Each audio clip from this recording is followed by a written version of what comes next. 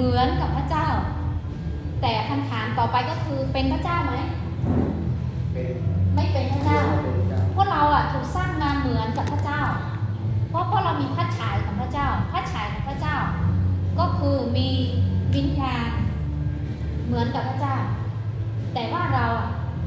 เป็นพระเจ้าไหมคะเราไม่เป็นพระเจ้านะ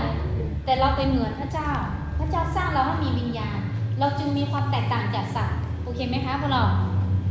เป็นเหมือนกับพระเจ้าแต่เป็นพระเจ้าเลยไหมไม่นะคะเป็นเหมือนพระเจ้ามีวิญญาณของพระเจ้านะคะพระเจ้าทรงเป่าลมปราณให้เราจึงมีวิญญาณอันนี้คือความพิเศษของมนุษย์นะแต่สัตว์นี่มีชีวิตแต่มีวิญญาณไหมไม่มีเพราะฉะนั้นคำว่าพระฉายก็คือเป็นเหมือนกับพระเจ้านะคะเป็นเหมือนพระเจ้านะคะแต่เราต้องรู้ว่าเป็นเหมือนพระเจ้าแต่ไม่ใช่เป็นพระเจ้านะโอเคเราจะมีความพิเศษนะคะเราจะมีความพิเศษว่าเราถูกสร้างมาจากพระเจ้าเป็นพระฉายของพระเจ้าและก็ได้รับวิญญาณที่บริสุทธิ์ที่มาจากพระเจ้านั่นเองและเราจะไปดูในปฐมกาลบทที่1ข้อที่31ทุกสิ่งที่พระเจ้าทรงสร้างนั้นพระองค์ทรงเห็นว่าดีหรือเลวพระองค์ทรงเห็นว่าดีหรือเลวก็แก่ช่วยตอบหน่อยปฐมกาลบทที่1ข้อ31ทุกสิ่งที่พระเจ้าทรงสร้างเนี่ยและสุดท้ายพระเจ้าบอกว่ายังไงดียิ่งนักดียิ่งมากอะไรนะคะดีมากนักใช่ไหมดียิ่งนักเห็นไหมคะ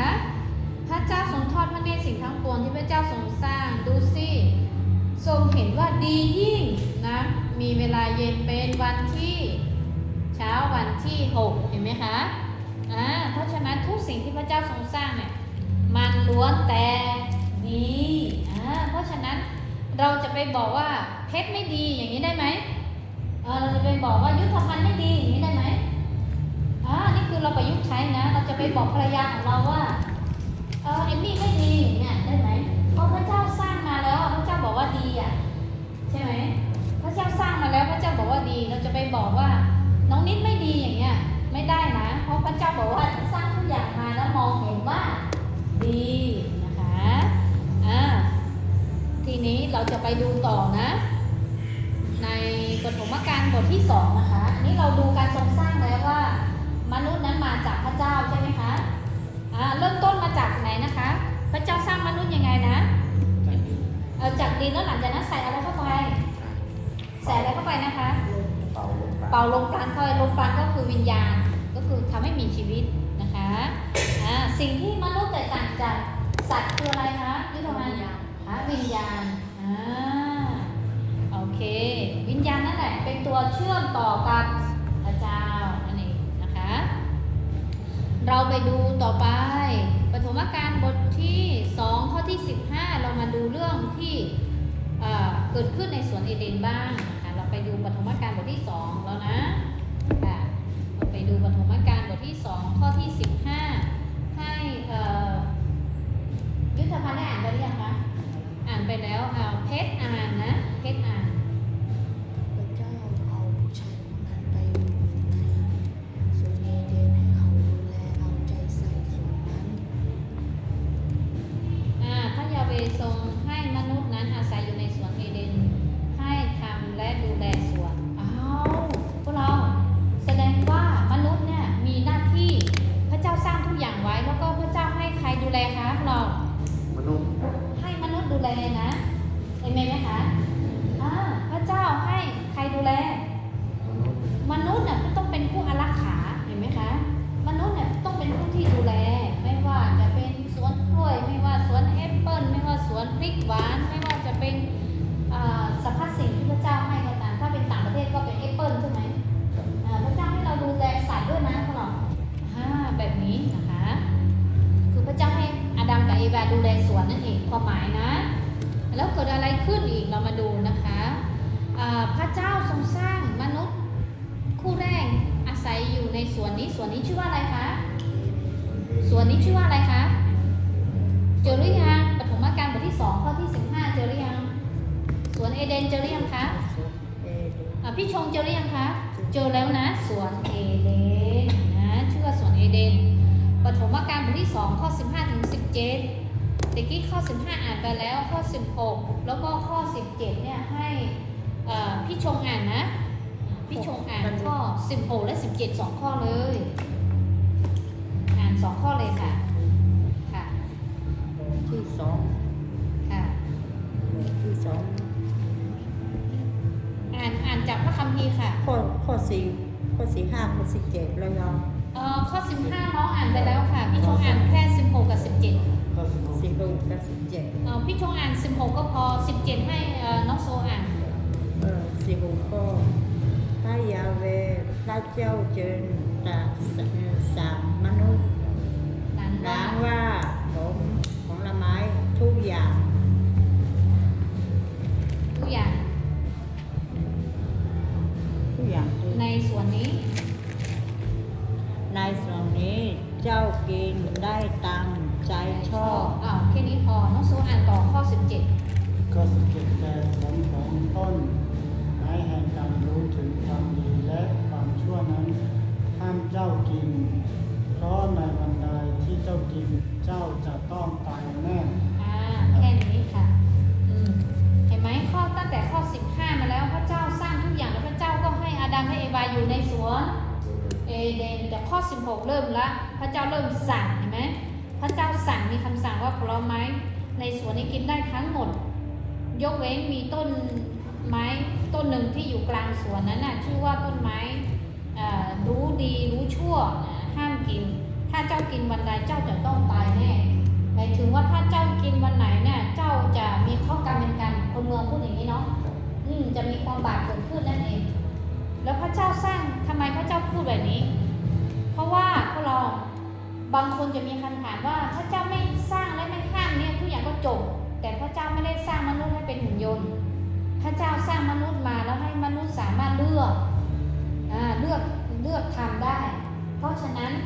มนุษย์ถูกสร้างมาเพื่อสรรเสริญพระเจ้าเพื่อนมัสการพระเจ้าและก็มนุษย์ถูกสร้างมาเป็นเหมือนพระเจ้าใช่ไหมพระเจ้าจึงมีความปรารถนาดีต่อมนุษย์ว่ามนุษย์นั้นจะอยู่กับพระเจ้าแล้วก็ภักดีสัตย์ซื่อต่อพระเจ้าแต่พระเจ้าก็ให้เขาเลือกพระเจ้าก็บอกเขาว่ามีต้นไม้ที่ไม่ดีอยู่กลางสวนนะอยากกินนะต้นไม้รู้ดีรู้ชั่วสั่งอาดัมนะไม่ใช่สั่งอีวานะสั่งอาดัมเอาไว้มั่นคงเลยทีนี้เกิดอะไรขึ้นคือการมันไม่เกี่ยวกับคือมันเกี่ยวข้องกับความเชื่อฟังแล้วมันเกี่ยวข้องกับการเลือกเส้นทางของเขาผลไม้นั้นเป็นสเต็ปที่2เนาะแต่การเลือกนั้นเป็นสเต็ปที่1การไม่เชื่อฟังนั่นน่ะมันเป็นผลของความบาปที่ตามมานั่นเองค่ะสมมุติว่าเราเลี้ยงลูกแล้วเราก็บอกว่าลูกอย่าได้เอากามาโซนมาดื่มนะถ้าลูกเชื่อฟังลูกก็ปลอดภัยใช่ไหมแต่เพราะการไม่เชื่อฟังนั่นแหละเป็นสเต็ปที่1แล้วพอสเต็ปที่2เขาก็ไปเอามาดื่มเป็นยังไงตายได้ไหมตายได้นะคะเราสั่งลูกว่าลูกอันนั้นคือน้ำยาล้างห้องน้ำนะอย่าเอามาดื่มนะสีชมพูพิ้งอย่างนั้นแต่ไม่ใช่น้ำแดงนะอย่าเอามาดื่มนะลูกถ้าลูกเอามาดื่มตายอันดับแรกคือการเชื่อฟังการไม่เชื่อฟังเนี่ยจึงนำผลกรรมมาสู่ความตายมาสู่ผู้นั้นก็อาดัมกับเอวาเนี่ยเพราะเขาไม่เชื่อฟังพระเจ้าบอกว่ามีของกินเยอะแยะเลยนะลูกในสวนนี้กินได้ทุกอย่างและเจ้าก็มีอำนาจที่ดูแลทุกสิ่งในสวนนี้พระเจ้าให้ดูแลใช่ไหมเนี่ยข้อที่16นี่คือคำสั่งพระเจ้าเราไปดูสเต็ปต่อไปนะเกิดอะไรขึ้นเรามาดูนะคะเรามาดูนะข้อที่2ในบทเรียนของเราบอกว่าปฐมกาลบทที่3ใช่ไหมเราขยับมาที่ปฐมกาลบทที่3เลยบอกอะไรเกี่ยวกับจุดเริ่มต้นของความบาปเรามาดูนะคะข้อที่6ปฐมกาลบทที่3ข้อที่6เอาละเรามาดูบทที่6ตรงนี้ให้โจอ่านนะบทที่6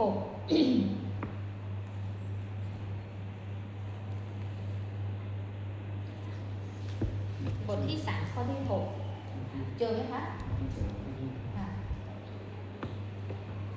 ไอ้โจอ่านนะพวกเราใครเจอหรือยังคะพวกเราเจอหรือยังคะโอเคพี่ยุทธพันธ์เจอหรือยังคะโอเคค่ะไอ้โจอ่านนะ เมื่อหญิงนั้นเห็นว่าต้นไม้นั้นดี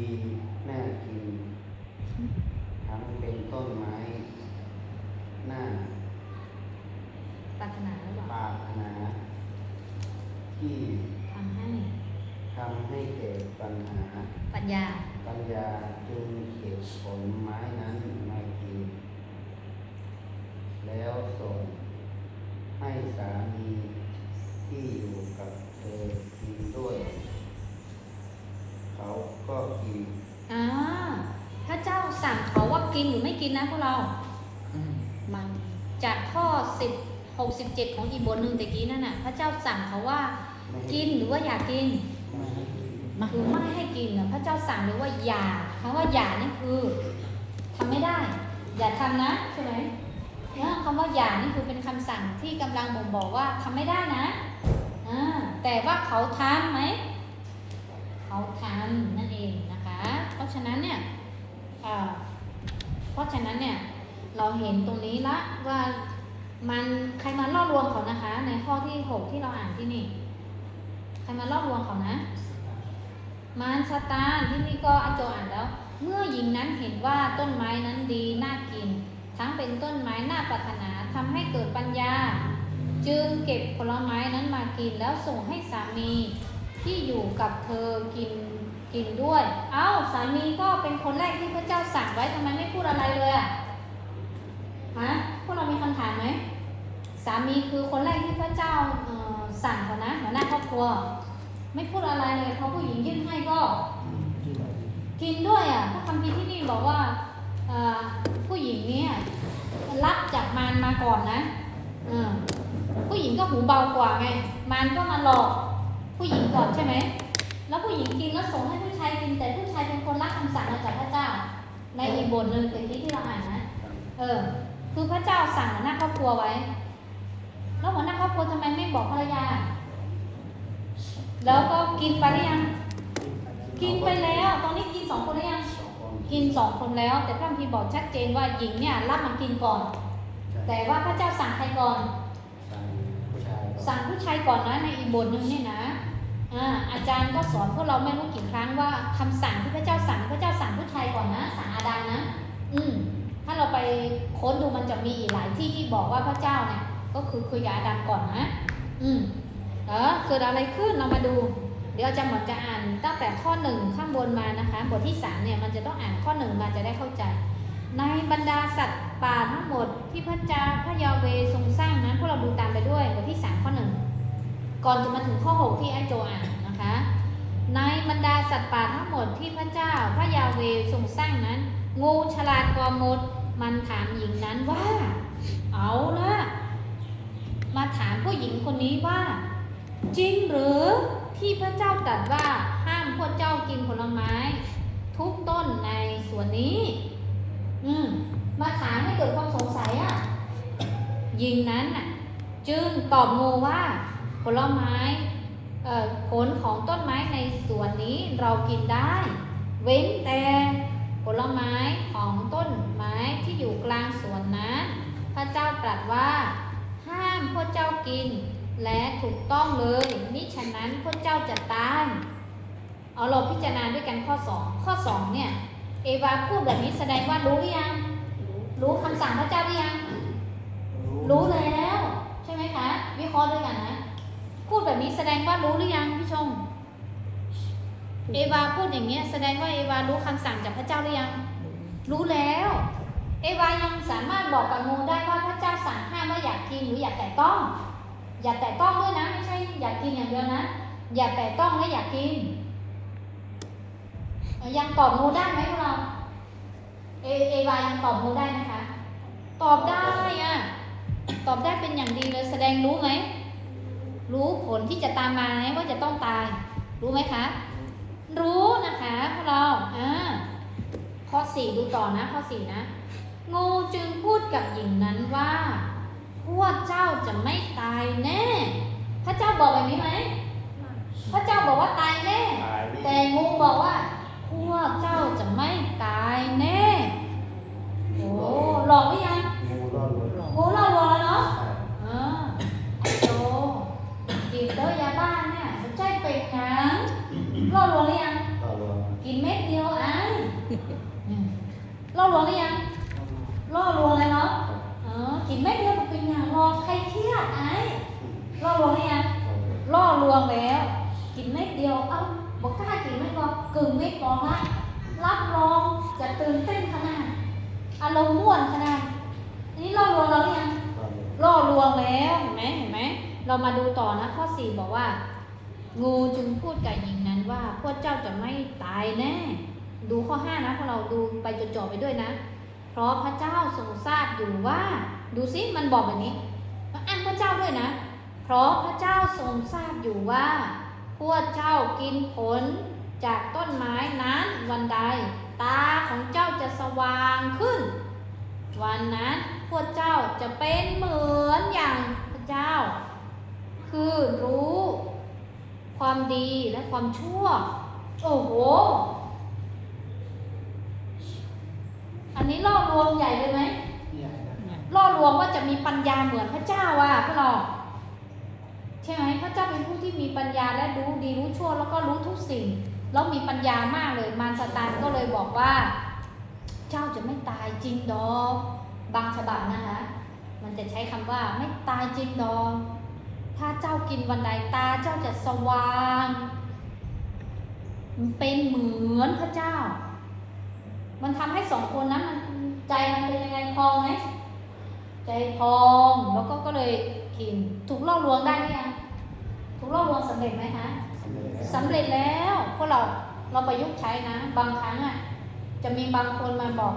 ไอ้พลกินเตอะเม็ดเดียวเป็นอย่างหรอกไอ้พลเครียดละล่อลวงไหมไอ้พลวันนี้ไปเตอะไปแต่วันแดงวันเดียวหันเครียดขนาดเลยไอ้เด็กห่วงขนาดไปด้วยกันไอ้จะเลี้ยงบ่เป็นอย่างเลยไปสบายใจไปวันเดียวเพราะหัวไอ้คนนี่นันธรรมะธรรมโมแต่ว่าไปวันเดียวล่อลวงยังล่อลวงไปวันเดียวบ่เป็นอย่างแต่ก่อนบ่แต่เลยไปวันเดียวหลังจากนั้นเป็นได้ไปคนเดียวตลอดกาลเห็นไหมเพราะฉะนั้นในพวกเราครั้งแรกเนี่ยสำคัญมากเลยเราจะต้องไม่หลงกลตั้งแต่ครั้งแรกนะคะแล้วมักจะมีคำถามที่บอกว่าพี่ชมไปทำโอวันเดียวไม่เป็นไรหรอกวันอาทิตย์นะวันนี้ทำโอเทียวันนี้วันเดียวได้ 3,000วันนี้วันอาทิตย์อาทิตย์ไหนพี่ชมก็ไปเข้าโบสถ์ได้วันนี้มันโอใหญ่นะพระพรใหญ่พี่ชมไปทำวันเดียววันนี้ขาดโบสถ์วันเดียวนะวันเดียวไม่เป็นไรหรอกอาจารย์ไม่ว่าอะไรบอกอาจารย์เลยว่าติดงานจริงๆแล้วก็ไปทำโอทีหลังจากนั้นพี่ชมมาโบสถ์อีกไหมไม่มาแล้ว เพราะว่าเดี๋ยวมันก็จะมาบอกพี่ชมอาทิตย์ที่ 2เนี่ยแค่ครั้งเดียวมาช่วยพี่หน่อยมันทำโอทีหน่อยนะอาทิตย์ที่ 3มาบอกว่าอันนี้คือครั้งสุดท้ายแล้วพี่ชมเดี๋ยวครั้งนี้ครั้งสุดท้ายแล้วเดี๋ยวจะให้พี่ชมหยุดวันอาทิตย์จริงๆแล้วไปโบสถ์ตามปกติพอ3 ครั้งแล้วเจ้านายต้องบอกไหมไม่ต้องแล้วพี่ชมจะหยุดโดยปริญญาของพี่ชมจะไม่เอาพระเจ้าแล้วเห็นไหมคะหลงไปหรือยังหลงไปยังหลงไปแล้วนะคะหลงไปแล้วเรียบร้อยนะคะเพราะฉะนั้นอันนี้คุ้นๆในชีวิตประจำวันของเราไหมคะอันนี้แหละคือการล่อลวงนะคะนี่แหละคือการล่อลวงนะเพราะฉะนั้นเนี่ยเราต้องระมัดระวังไม่ว่าจะเป็นอดีตจนถึงปัจจุบันมารซาตานก็ยังใช้รูปแบบเดิมของมันอยู่แต่เขาจะใช้มาในรูปแบบของคนรักคนสนิทหรือจะเข้ามาในรูปแบบของเจ้านายหรือเข้ามาในรูปแบบของญาติพี่น้องเพื่อนฝูงก็ได้หมดเลยหรือคนที่ไม่เชื่อหรือคนที่เชื่อแต่ว่าอาจจะมีความอ่อนแอในช่วงเวลานั้นบางครั้งเขาจะล่อลวงให้เราไปทำบางอย่างที่ไม่ถูกเห็นไหมคะได้หมดเลยนะคะเป็นไปได้หมดเลยนะคะนี่คือการงานของผีมารซาตานมันทำงานแบบนี้นะโอเคในบทเรียนของเราที่นี่บอกว่าข้อที่ 6บอกว่ามนุษย์เชื่อฟังพระเจ้าหรือไม่มีไหมคะข้อที่ 6มนุษย์เชื่อฟังพระเจ้าหรือไม่ในบทเรียนนะคะเราดูในบทเรียนจะมีตรงนี้ใช่ไหมโอเคบทที่ 6เนี่ยอาดัมกับเอวาเชื่อฟังพระเจ้าหรือไม่เชื่อฟังไหมไม่เชื่อฟังข้อที่ 7เมื่อพวกเขาทำบาปแล้วเขารู้สึกกับตัวเองยังไงเขารู้สึกกับตัวเองยังไง เซมสันช่วยอ่านข้อที่ 7 หน่อยปฐมกาลบทที่ 3 ข้อที่ 7 เมื่อพวกเขาทำบาปแล้วก็เกิดอะไรขึ้นกับเขาเรามาดูกันนะ ข้อที่ 7 อ่านดังๆเลยลูก ตาของเขาอยู่ตาของเขาสองคนก็สว่างขึ้น จึงรู้ว่าพวกเขาเปลือยกายอยู่ก็เอาใบมะเดื่อมาเย็บเป็นเครื่องปกปิดกายไว้ โอ้รู้สึกอายใช่ไหม ก่อนหน้านั้นคือร่อนจ้อนโดยไม่มีอะไรเลยแล้วอยู่ในสวนนั้นเหมือนกับเด็กน้อยพวกเราเด็กน้อยๆเนี่ยคลอดออกมาเนี่ยไร้เดียงสานะมันรู้ว่ามันต้องใส่เสื้อผ้าไหม รู้ เด็กทารกค่ะ รู้ มันต้องใส่ไหม มันอายไหม ไม่อาย พวกเราถูกสร้างมาตั้งแต่แรกนี่คือไร้เดียงสาค่ะ คือไม่ทำบาปไงพวกเราบริสุทธิ์ไม่ทำบาปอาดัมเอวาเป็นผู้ใหญ่นะแต่ไม่ใส่เสื้อผ้าเลยอยู่ด้วยกันนั่นแหละเลี้ยงสัตว์แล้วก็อยู่ด้วยกันนั่นแหละเป็นสามีภรรยาแล้วก็กระโดดน้ำอยู่กับปลาอยู่กับหมีอยู่กับเสือก็ไม่กัดในเวลานั้นเพราะยังไม่มีความดุร้ายยังไม่มีความบาปนะคะ แต่ว่าเมื่อเขาทำบาปปุ๊บตาเขาสว่างขึ้นเริ่มคิดได้ว่า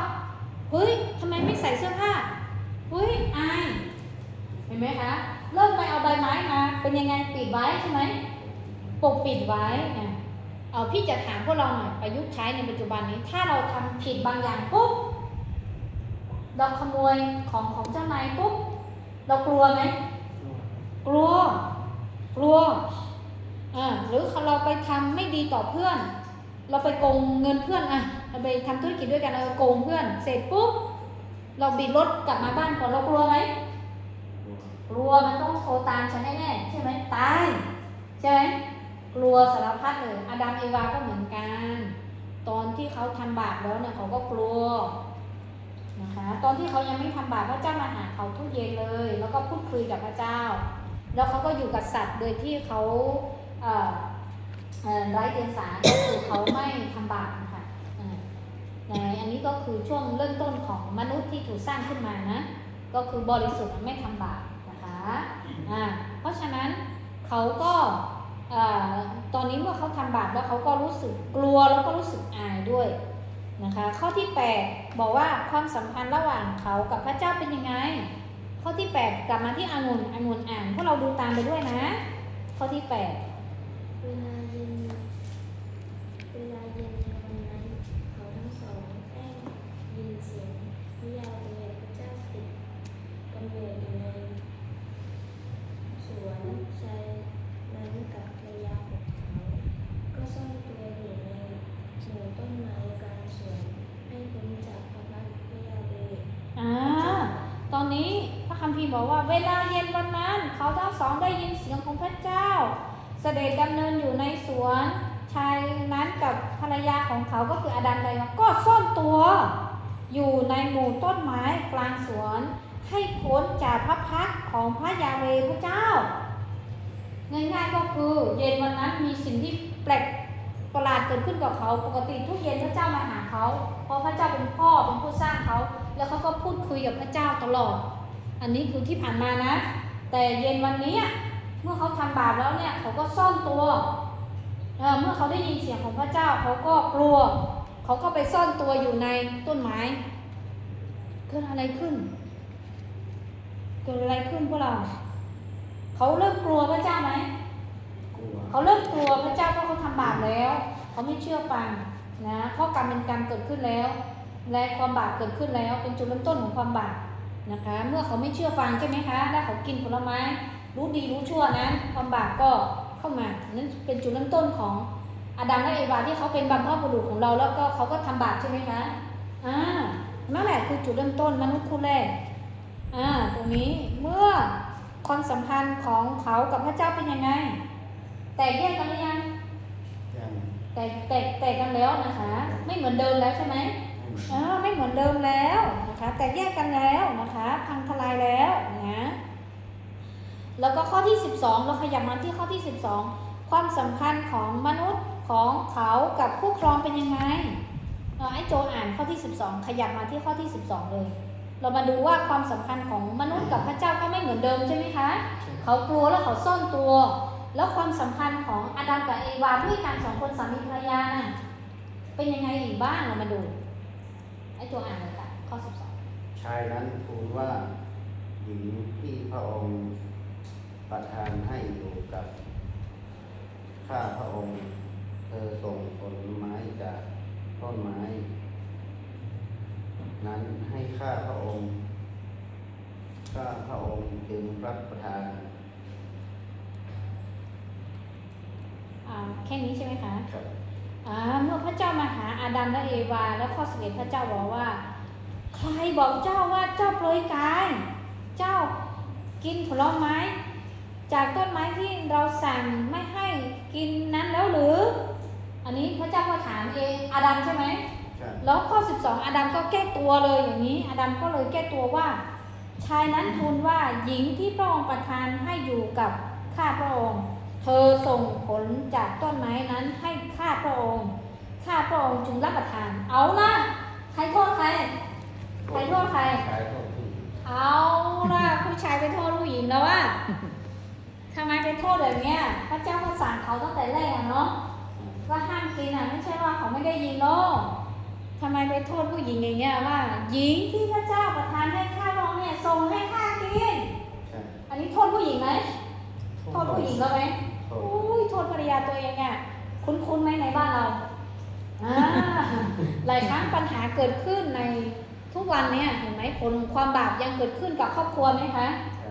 ผลของความบาปตั้งแต่อาดัมและเอวาส่งผลต่อเราทุกวันเนี่ยบางครั้งเราก็เลยโทษภรรยาเราใช่ไหมคะเรามาดูฝ่ายภรรยาบ้างว่าเขาพูดยังไง เพราะว่าตอนนี้สามีโทษภรรยาแล้วใช่ไหม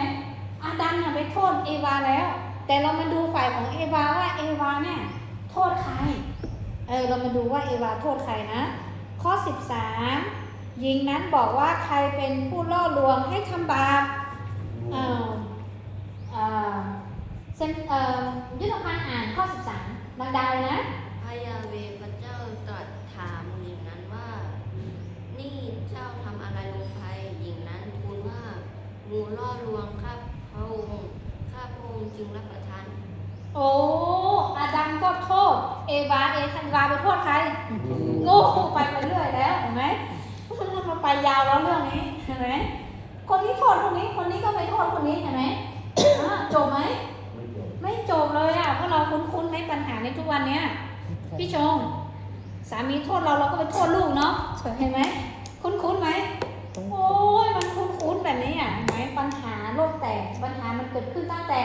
อาดัมกับเอวาที่เขาโทษกันไปโทษกันมาเห็นไหมพระเจ้าสั่งอาดัมและเอวาไหมชัดเจนไหมคะพระเจ้าไปสั่งคนอื่นไหมคะ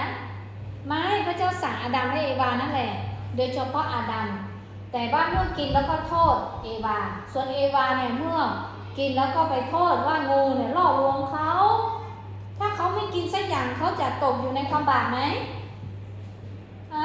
ถ้าเขาไม่กินสักอย่างเนี่ยเขาเชื่อฟังพระเจ้าจริงๆเนี่ยเขาก็ไม่ตกอยู่เป็นท่าของความบาปไงแต่เขาก็เป็นคนที่แพ้การล่อลวงแล้วก็กินนั่นเองนะเพราะฉะนั้นถ้าเราแพ้การล่อลวงเราก็โทษคนอื่นได้ไหมไม่ได้ก็ตัวเรานี่แหละใช่ไหมโจใช่ไหมเป็นแบบนี้นะคะถ้าเกิดมีคนเพื่อนเอาไอ้โจไปกินเหล้าแล้วสุดท้ายไอ้โจก็ต้องมาบอกเอมี่ว่ามี่มันพอดีไอ้เพื่อนคนเนี้ยอย่างนี้ได้ไหมไม่ได้นะคะเพราะว่าเราเป็นคนยังไงเรากินเองไหมเรากินเองถึงเวลาที่มันลินใส่แก้วเนี่ยยังไงก็ไม่มีใครไปงัดปากเราใช่ไหมยังไงเราก็ต้องเป็นคนที่ยกขึ้นมาแล้วก็ใช่ไหมแต่เขาเนี่ยชวนเราสำเร็จไหมคะชวนเราสำเร็จเพราะฉะนั้นถ้าเราไม่ไปสักอย่างเราไม่กินสักอย่างมันก็เข้าสู่ร่างกายเราได้ไหมไม่ได้เห็นภาพไหมคะพวกเราความบาปมันทำงานแบบนี้ใช่ไหมคะอันนี้เป็นตัวอย่างเท่านั้นเป็นน้ำเปล่านะโอเคเรามาดูต่อไปว่าเกิดอะไรขึ้นอีกนะคะเอาละเรามาดูบทที่ทีนี้ก็คือเราตอบเข้าไปนะคะว่างูนะคะ ยิงนั้นบอกว่าใครล่อลวงก็คือยิงนั้นโทษหมู่นะคะเรามาดูข้อต่อไป21โอเค21เนี่ยคำถามบอกว่ามนุษย์ชายหญิงคู่แรกนี้ชื่อว่าอะไร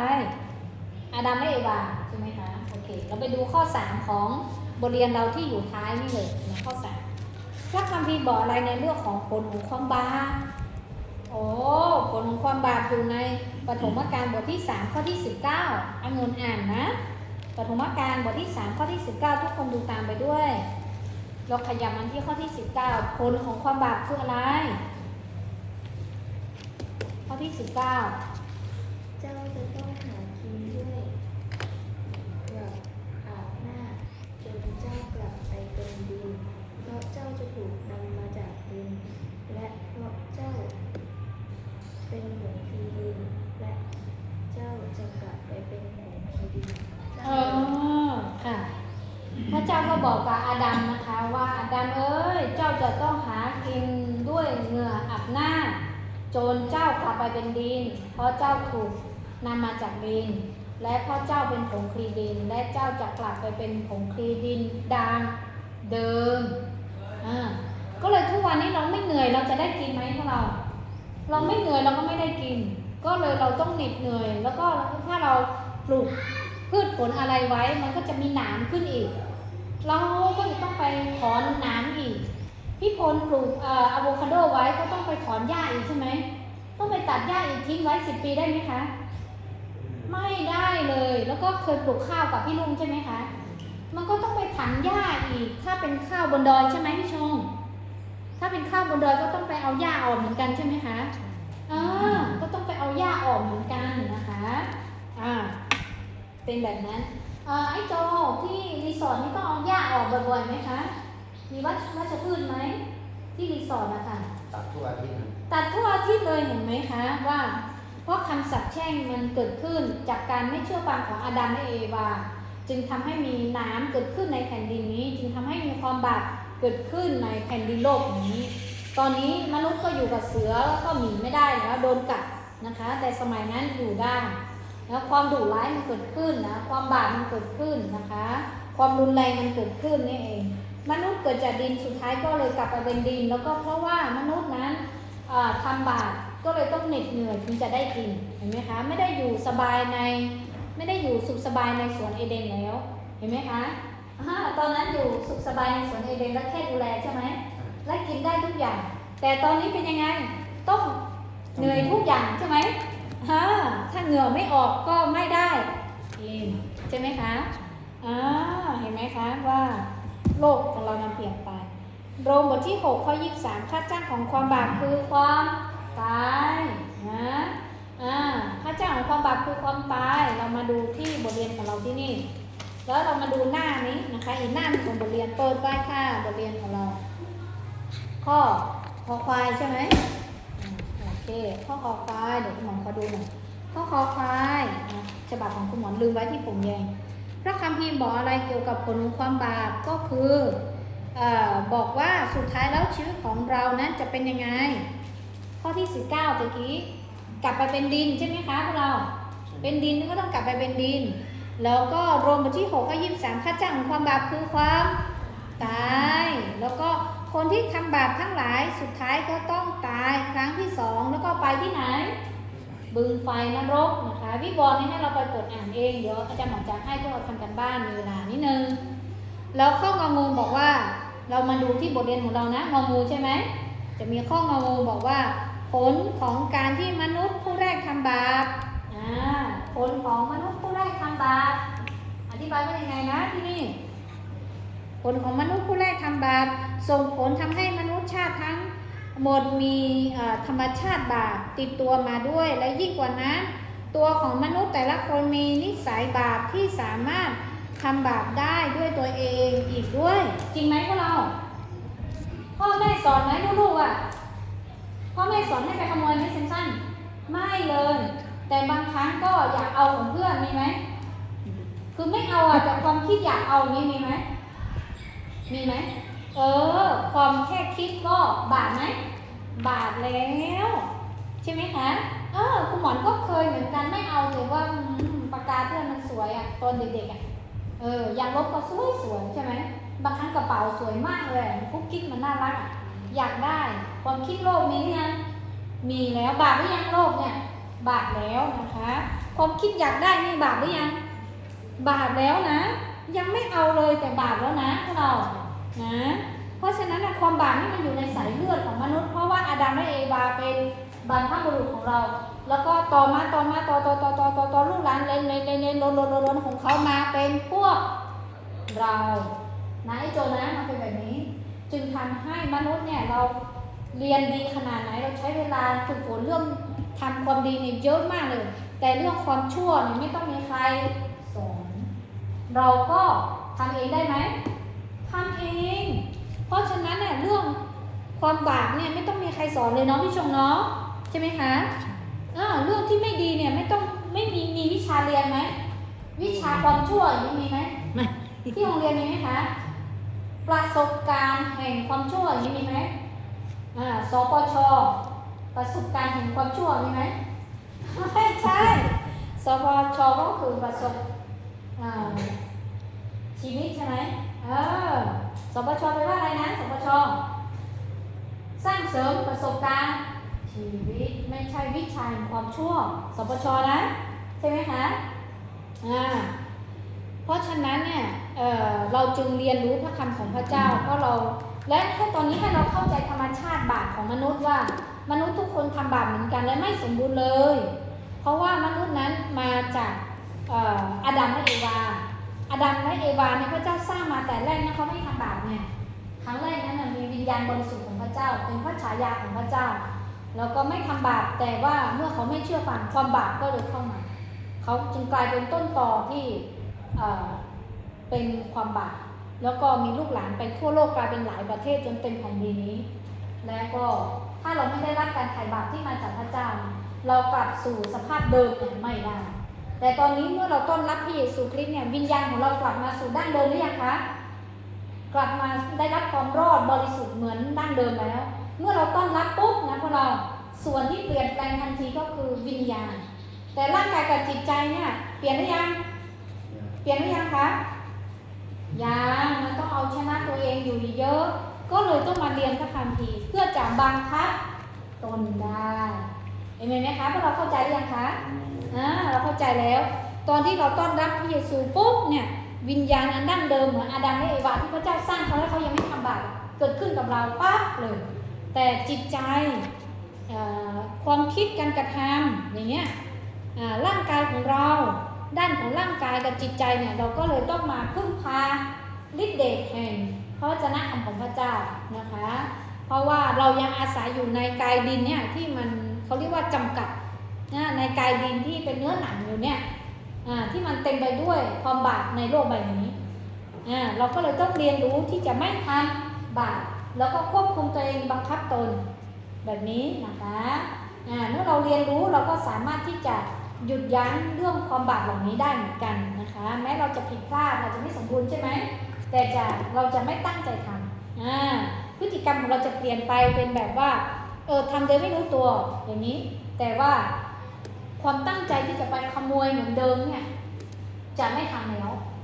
นิสัยเก่าเนี่ยมันจะเปลี่ยนไปได้นะคะเมื่อพระคัมภีร์ช่วยเราเมื่อเรามาเรียนรู้พระคัมภีร์พระเจ้าก็จะอยู่กับเราพระเจ้าก็จะช่วยเราและหัวใจของเรามันก็จะเปลี่ยนไปพฤติกรรมของเราก็จะเปลี่ยนไปเมื่อความรักของพระเจ้าเข้าสู่ชีวิตของเราเยอะๆเนี่ยเราก็จะเกรงใจพระเจ้าในภาษาพระคัมภีร์ใช้คำว่ายำเกรงพระเจ้าแต่ว่าภาษาง่ายๆทำให้เราเข้าใจคือเมื่อเรารู้จักกับพระเจ้าแบบดีพอเราจะเกรงใจพระเจ้าพระเจ้าไม่ใช่ขโมยไงทีนี้เราก็เลยไม่ไปขโมยแล้วเพราะว่าเราเกรงใจพระเจ้าเพราะพระเจ้ากลายเป็นพ่อและเป็นเพื่อนสนิทของเราแล้วเรากลายเป็นคนของพระเจ้าแล้วเราก็เลยมีนิสัยเหมือนพระเจ้าเราก็เลยไม่ขโมยละเราก็เลยไม่ไปปล้นทองละเราเคยเป็นโจรปล้นทองสมมตินะเราก็จะไม่ปล้นอีกเห็นไหมคะเราก็เลยเปลี่ยนจากโจรมาเป็นคนที่ทำดีได้เอเมนไหมคะพวกเราเอเมนที่เหลือก็ให้พวกเราไปอ่านนะคะที่เหลือก็ให้พวกเราไปอ่านข้อจอจานก็คือถึงแม้ว่าบาปของมนุษย์คู่แรกเพียงคนเดียวทำให้มนุษย์ทุกคนตกอยู่ในความบาป แต่พระเยซูคริสต์เพียงผู้เดียวสามารถช่วยมนุษย์ทุกคนให้รอดพ้นจากความบาป2 ข้อนี้ที่เป็นโรมบทที่3ข้อ23แล้วก็โรมบทที่6ข้อที่23นี่ให้พวกเราท่องนะอาทิตย์หน้าให้มาท่องให้อาจารย์หมอนฟังนะคะตอนนี้ให้ทำแบบฝึกหัดนะคะให้เติมลงไปและให้ฝึกท่องพระคัมภีร์อีก20 นาทีแล้วก็ค่อยออกจากห้องนี้นะคะส่วนอาจารย์หมอนจะไปเตรียมตัวแล้วก็จะขึ้นไปที่โป่งแยงไปเทศนาที่นู่นให้เรามีโอกาสได้ใช้เวลาสัก20 นาทีทำกันบ้านนะเห็นไหมคะค่ะโอเคเราจะอธิษฐานด้วยกันแล้วก็วันนี้เราเรียนเรื่องมนุษย์และบาปมนุษย์มาจากไหนมาจากการทรงสร้างของพระเจ้าใช่ไหมแล้วก็บาปเกิดขึ้นจากการที่พระเจ้าจากการที่มนุษย์นั้นไม่เชื่อฟังพระเจ้าก็เลยตกจากมาตรฐานของพระเจ้าก็เลยการที่มนุษย์ไม่เชื่อฟังเนี่ยก็คือเป็นจุดเริ่มต้นของความบาปให้เราจำไว้ดีๆนะการไม่เชื่อฟังนำมาซึ่งความบาปการไม่เชื่อฟังคือจุดเริ่มต้นที่ทำให้ความบาปนั้นเกิดขึ้นจากอาดัมและเอวานั่นเองนะคะส่วนมนุษย์เนี่ยให้เราวันนี้เราได้เรียนรู้ว่ามนุษย์มาจากพระเจ้ามนุษย์มีวิญญาณนะคะแต่เมื่อเราต้อนรับพระเยซูคริสต์เรากลับมีชีวิตนิรันดร์ได้อีกครั้งหนึ่งวิญญาณของเราได้รับการชำระให้บริสุทธิ์เป็นเหมือนกับพระเจ้าเหมือนกับดั้งเดิมแล้วแต่ที่เราต้องมาเรียนรู้พระคำของพระเจ้าแล้วเราต้องมานมัสการเหล่านี้ก็เพื่ออะไรก็เพราะว่าเพื่อที่เราจะสามารถที่จะทำดีได้เมื่อเรารู้ว่าเราเป็นลูกพระเจ้าแล้วเนี่ยในเรื่องของตลอด40 ปี50 ปีที่เรายังไม่รู้จักพระเจ้าเนี่ยเรามีการกระทำบาปเยอะใช่ไหมคะและมันมีความเคยชินเพราะฉะนั้นเราจะชนะบาปได้ด้วยทางพระคำของพระเจ้าที่เรามาเรียนรู้นี้และเราจะสามารถบังคับตนได้นะคะตอนนี้เราก็เลยฝ่ายกายภาพของเราเขาเรียกว่าร่างกายจิตใจและวิญญาณร่างกายกับจิตใจเนี่ยมันจะได้สอดคล้องกับวิญญาณที่เราได้รับความรอดแล้วเห็นไหมคะพวกเรามีคำถามไหมคะมีคำถามไหมเข้าใจไหมคะบทนี้โอเคทำกันบ้านนะคะพวกเราทำกันบ้านแล้วก็มีอะไรก็ถามกันและกันเนาะไอ้โจมีคำถามไหมคะอันนี้เป็นต้นตอของมนุษย์และก็ความบาปด้วยโอเคเราอธิษฐานด้วยกันจะหมอนจัดขึ้นไปแล้วพวกเราให้ใช้เวลาทำกันบ้านให้เติมในนี้เลยนะเติมแล้วก็ให้มีอะไรก็ถามกันนะคะว่ายังไงนะคะค่ะก็ไอ้คนก็ทำกันบ้านแล้วก็ถาม2 คนนี้ได้เลยนะคะค่ะพระเจ้าเราขอบคุณพระองค์สำหรับวันนี้เป็นบทเรียนที่ดียอดเยี่ยมมากทำให้เรารู้ว่าที่มาของเรานั้นเราไม่ได้มาจากลิงหรือว่ามาจากสสารสิ่งใดเลยแต่เรามาจากพระเจ้าพระเจ้าทรงสร้างเราตามพระฉายาของพระเจ้าและให้เรามีวิญญาณที่พิเศษที่มาจากพระเจ้าพระบิดาทรงนำพระองค์เจ้าข้าเราขอบคุณพระเจ้าและเราได้เรียนรู้ว่าจุดเริ่มต้นที่มีความบาปความชั่วร้ายเกิดขึ้นในโลกใบนี้ที่ครอบงำมนุษย์และทำให้มนุษย์นั้นหลงไปจากเส้นทางของพระเจ้านั้นเกิดจากการที่มนุษย์ไม่เชื่อฟังจึงทำให้ความบาปเกิดขึ้นในโลกใบนี้และทำให้มนุษย์นั้นถูกไล่ออกไปจากสวนเอเดนของพระเจ้าและมนุษย์จึงไปมีศาสนาและมีพระเจ้าเต็มโลกใบนี้เต็มไปหมดแต่มีพระเจ้าเที่ยงแท้เพียงองค์เดียวและพระเยซูมาเพื่อไถ่บาปเราและผู้ที่ได้รับความรอดนั้นก็ได้รับชีวิตนิรันดร์และชีวิตดั้งเดิมนั้นกลับคืนมาในส่วนของวิญญาณและเมื่อเรามีชีวิตอยู่เราจะเรียนรู้และมีชัยชนะเหนือร่างกายที่ทำบาปเหนือกายดินนี้ที่เป็นเนื้อหนังและเหนือความคิดจิตใจของเราขอพระองค์ทรงโปรดช่วยเราในวันนี้เราไม่เพียงแต่เรียนรู้ที่เป็นความรู้เท่านั้นแต่จะเป็นส่วนหนึ่งที่เราจะประยุกต์ใช้ในชีวิตของเราได้จริงและเราจะฝึกฝนชีวิตของเราเพื่อเราจะไม่ใช้ร่างกายไปทำบาปเราจะไม่ใช้ความคิดของเราซึ่งเป็นส่วนของจิตใจนั้นไปทำบาปแต่จะถูกควบคุมโดยพระคำของพระเจ้าหรือโดยพระเจ้านี่เองขอบคุณพระองค์ในพระนามพระเยซูคริสต์เจ้าอาเมนทุกคนทำกันบ้านนะพระเจ้าอวยพรทุกคนค่ะเดี๋ยวตอนที่พวกเราเสร็จกันบ้านพวกเราเก็บ2 โต๊ะนี้ไว้แล้วเอาเก้าอี้ไปที่โรงอาหารนะคะเดี๋ยวแนะนำให้คนด้วยนะคะ